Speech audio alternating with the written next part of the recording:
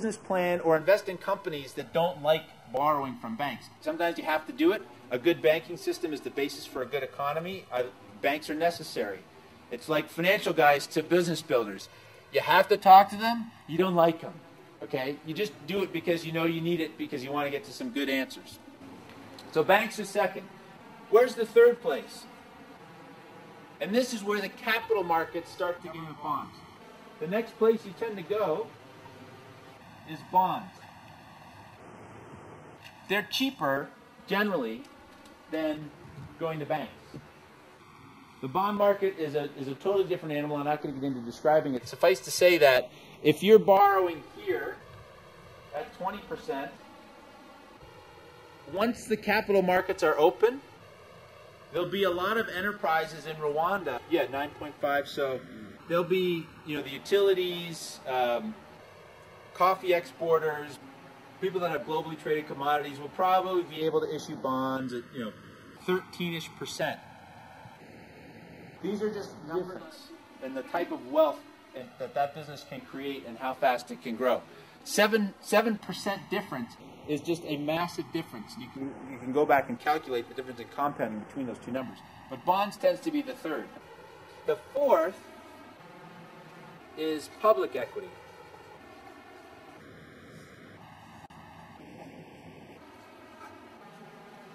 For some unknown reason, this is the sexiest source of capital. Do people use that phrase here? Is that like an American? I'm not on Facebook. So public equity is the kind that everybody wants, but it's often the last source of capital. Your business grows, and all that is that these are pieces of the company that I've built. So this is all my savings, all that it's worth today. I decided to go public for various reasons. I want to grow faster. I've been building a business for 25 years, and I want to cash out. I need, I've been living on nothing for 25 years, and I want to reap some of that reward. So I start to sell it. I sell you a share. I sell you a share, and I sell you a share, and I keep this. We all have now pieces of public equity. It's just that simple. And the capital markets mechanism is what allows the split up of what was previously just a privately funded business. So everybody starts with some form of savings or equity that the owner has, and if it grows to a sufficient size and you need a certain amount of capital, you might decide to go public. Public equity has become, capitalism almost sounds like a religion, like capitalism. It's an ism. The reality is I don't even know what that word means, but it's been kind of associated with being a public company and making lots of money and becoming rich. The reality is that you give up a lot of control if you become a public company. And there are a lot of cultures outside of the United States, which is sort of the big public equity culture, that companies never go public and they become great companies. If you go to the German economy, it is dominated by private family-owned companies. And if you think of building a business and building your dreams, like the BYD, you can do a lot more things when you don't have to answer to people like me. I don't really know business per se. I know how to allocate capital and invest, but it's a whole different thing being an owner.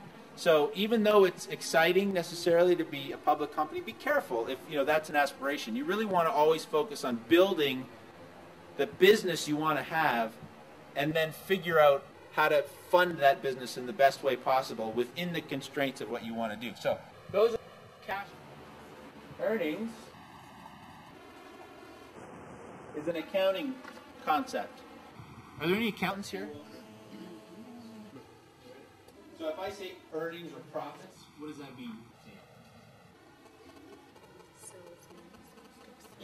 Say sales minus cost of sales? Yeah, exactly 100% right. It's like labels. If you say, we're going to talk about finance, it must be complicated. The reality is, as far as finance goes. So we just got a working definition from the group. Sales minus the cost of your sales. That is your profit. Now, from a financial, as a tools, the end concept can kill you. Okay? Profit does not equal cash. It just doesn't. And we'll give you an example. We had a student we were talking to on Tuesday night now. She runs a consulting business. She gets paid in 60 days. Or no, it was 6 months. Right? 6 months was the standard. So, here's how a transaction goes for her business. I get a contract, I execute it.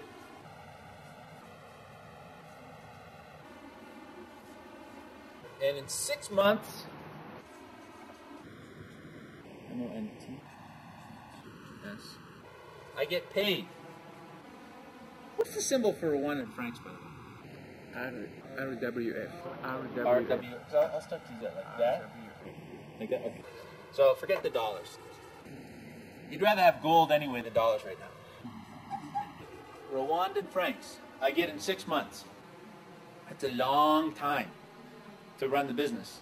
So, during this period of time, I get to day 30. You all want to get paid. I got payroll. I get an electricity bill. I get, what is that?